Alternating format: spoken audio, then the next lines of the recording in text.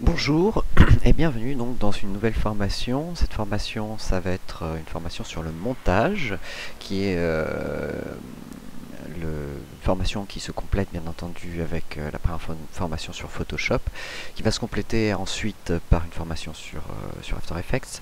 Je la démarre un petit peu en même temps que Photoshop, puisque on peut quasi se former sur les deux techniques en même temps. Donc quelle est la grosse différence entre donc, le montage vidéo et sur Premiere et Photoshop? C'est bien entendu que sur Premiere on va avoir faire de l'image en mouvement. Mais beaucoup de techniques vont être similaires. On va voir un petit peu que beaucoup de choses se recoupent, se regroupent, et que l'un ne va pas vraiment sans l'autre. Je ne vais pas vraiment vous présenter le logiciel, on va vraiment le découvrir à travers un exercice qui est tout simplement un exercice. On va créer un montage, ni plus ni moins. Alors il faut savoir qu'au préalable, bien entendu, j'ai réalisé ce qu'on appelle des rushs. Les rushs, c'est quoi? C'est tout simplement le fait de filmer des séquences vidéo. Tous ces rushs que j'ai filmés avec ma caméra, je les ai mis ensuite dans un dossier. Et donc là, j'en suis à avoir mon dossier de rush, qui va être donc ce petit élément que j'avais tourné à La Rochelle rapidement. Donc ces éléments, ces rushs, je vais les rajouter tout simplement euh, à ma piste de montage, et on va voir un petit peu comment tout ça fonctionne pour pouvoir faire quelque chose d'un petit peu joli, un petit peu sympathique.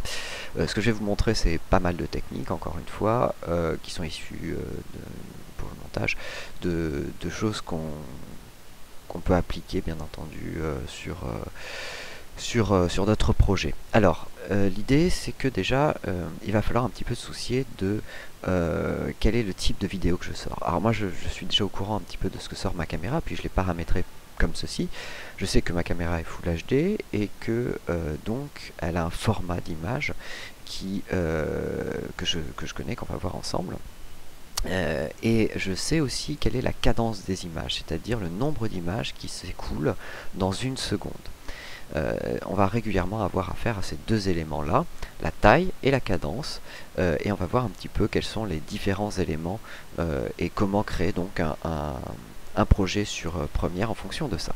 Alors pour ça, déjà, je vais, après avoir lancé Premiere, cliquer sur Nouveau projet. Il va me demander d'ouvrir un dossier de travail. Ce dossier de travail, donc ici, va être mon dossier La Rochelle.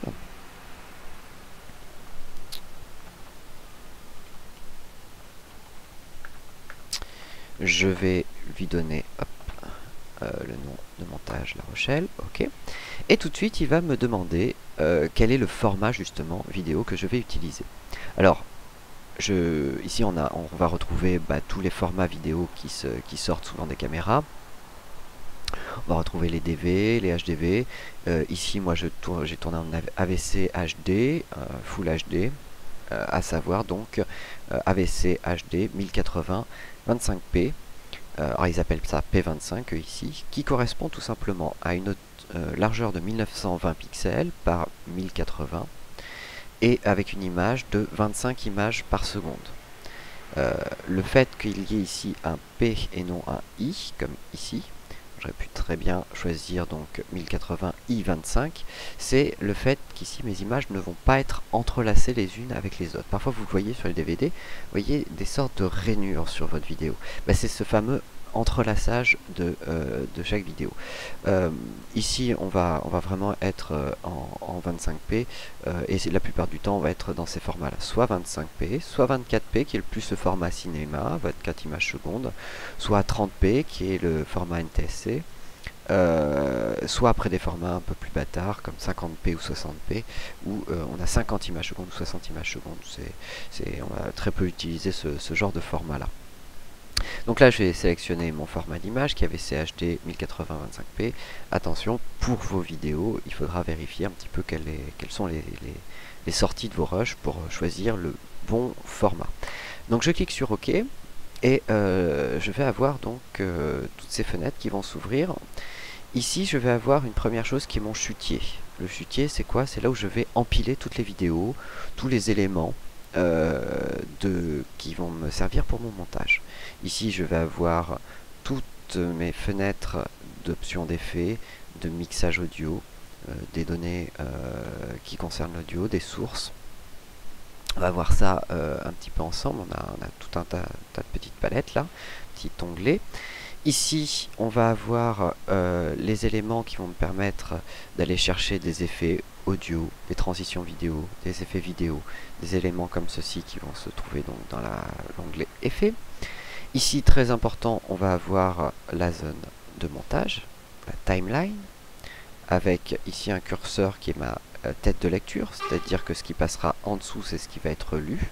Et ici, j'aurai le visuel de ce qui est lu, ce qui est en cours de montage. Voilà, donc grosso modo un petit peu comment va se répartir les différents éléments. Ici j'aurai un petit vumètre audio pour voir aussi si je clippe pas, c'est-à-dire si mon son ne sature pas tout simplement. Et ici une petite palette d'outils qui va nous servir à manipuler nos séquences vidéo. On peut voir tout de suite une chose, c'est que au niveau des pistes audio ici, je vais avoir plusieurs types de pistes. Des pistes en stéréo et des pistes en 5.1.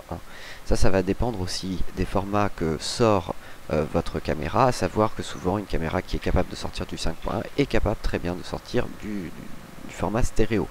Et que la plupart du temps, le format 5.1 proposé par les caméras sont assez décevants et qu'il vaut mieux avoir une bonne stéréo plutôt qu'un 5.1 un peu décevant. Voilà. Je crois que j'ai fait le tour de la présentation de ce logiciel et de ce que l'on va faire à présent. Donc je vous propose d'entamer tout de suite la première partie.